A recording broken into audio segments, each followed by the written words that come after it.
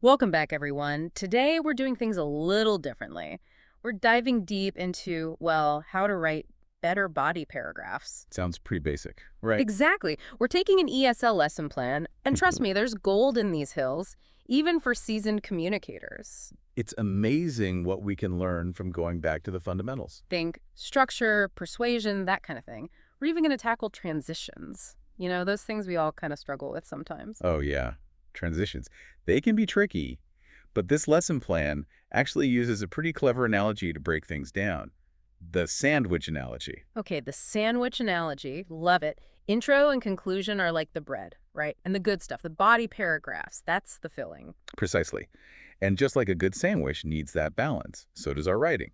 Intro sets it up, conclusion wraps it up, and those body paragraphs, well, they deliver the substance. So we're not just talking about 5-paragraph essays here, are we? This goes beyond the classic structure. Absolutely. It's about recognizing those core components. Think of it as a blueprint you can adapt, whether it's a blog post, an email, or even a presentation. Let's break it down then. This ESL plan talks about transitions, topic sentences, evidence, analysis. Sounds kind of like a recipe, doesn't it? It does. But each ingredient has its purpose. A smooth transition, for instance, is like a bridge between ideas. So you don't lose your reader along the way. It's like those next exit signs on the highway, right? Exactly. Keeps everyone on track. And then, of course, you've got the topic sentence. That's like your mini thesis statement for the paragraph. Straight to the point, no messing around. Exactly. Clarity is key. And then comes the evidence. You got to back up your claims. And this lesson doesn't just talk academic research. They bring in everyday examples. Yeah, like the dangers of secondhand smoke or the impact of cloth diapers. See, relatable. And this is where it gets interesting. Thinking about evidence is something we do all the time, whether we realize it or not. It's true. Online reviews, choosing a vacation spot, even deciding what news to trust. It's all about evaluating information. Being critical thinkers. And then, once you've got that evidence, you need the analysis. This is where you connect the dots for your reader. Right, exactly. It's not just about listing ingredients. It's showing how to bake that cake. I like that analogy. And speaking of analogies, didn't this lesson plan also mention something about a summary sentence at the end of a paragraph? It did.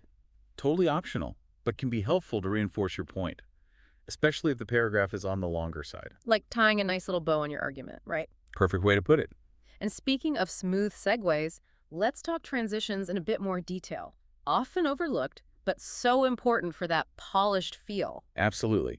This lesson actually provides a whole table of transitions organized by their purpose. Handy.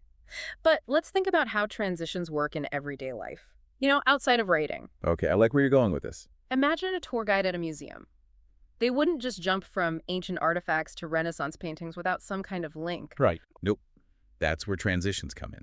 They provide those smooth connections, those natural transitions between ideas. The lesson actually compares them to hiking downhill, which I thought was pretty clever. Yeah, it really highlights how transitions can control the pace, make sure the reader doesn't feel lost. This ESL lesson is full of surprises.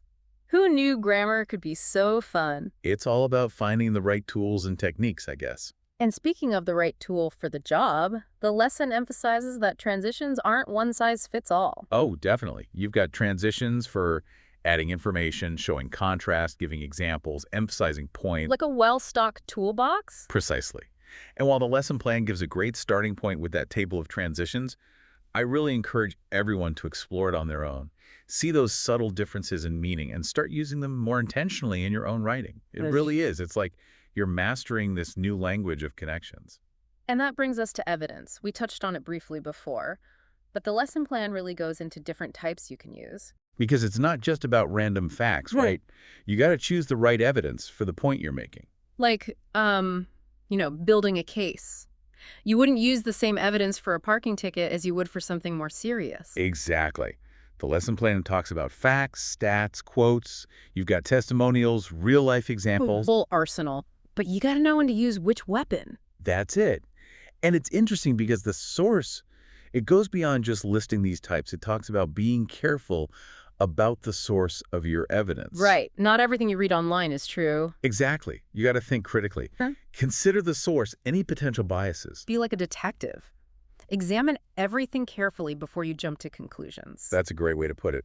And that kind of leads us to the art of using quotes effectively. Because quotes aren't just for essays, are they? Not at all. They can be powerful in any kind of communication.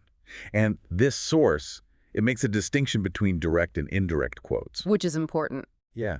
Direct quotes, it's like capturing someone's exact words, like a photograph. Preserving the nuance, the tone. So if you really want to emphasize a particular phrase or capture a speaker's personality, that's when you go direct. Exactly. But then you have indirect quotes, which give you more flexibility. You can kind of paraphrase, right? Right. While still giving credit to the original source. Right, like summarizing the main points of a conversation without quoting everything word for word. And I love that the lesson gives us a list of alternatives to just saying says all the time. Oh yeah, that list is gold. Instead of he said, she said, you can use verbs like argues, emphasizes, suggests. It's like a vocabulary upgrade, makes your writing so much more engaging. Definitely. And speaking of engaging writing, the lesson plan ends with this challenge I thought was really cool. It asks you to write this perfect body paragraph, all about how advertising affects body image. Okay, so this is where all those elements we've been talking about come together. Right. Topic, sentence, evidence, analysis, transitions. It all comes full circle. And it's not just about writing a good paragraph. It's about thinking critically of these messages we see every day. It's almost like holding up a mirror to society and seeing what's reflected back at us. Powerful stuff. And while the lesson focuses on this specific topic, I think the real value is in applying these principles to any issue that matters to you, whether it's the environment or social justice or whatever you're passionate about. This deep dive has been eye-opening. It's like we often think of structure and arguments as being very formal, but it's so much broader than that. It really is. It's like we've cracked the code of communication. And what's amazing is that this all applies even to just casual conversations. You know, it's true. We do it all the time without even thinking about it, introducing topics, giving reasons for our opinions. Right. And those little transitions between thoughts, we do that naturally too. Like, we're all natural storytellers in a way.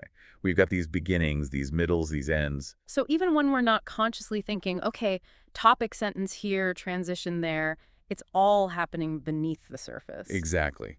Which brings us back to the bigger picture. We started with this ESL lesson plan, but It's way more than grammar, isn't it? it's about recognizing that clear, concise, persuasive communication, it's a skill, and it applies everywhere. And this is what's so cool. It doesn't matter what you're doing. Writing a blog post, giving a presentation, even convincing a friend to try a new restaurant. These principles, they're universal. They really are. And the best part, it's a skill you can get better at. The more you practice, the more natural it becomes. So if our listeners could walk away with just one thing from today's deep dive, what would it be? I think the biggest takeaway is this.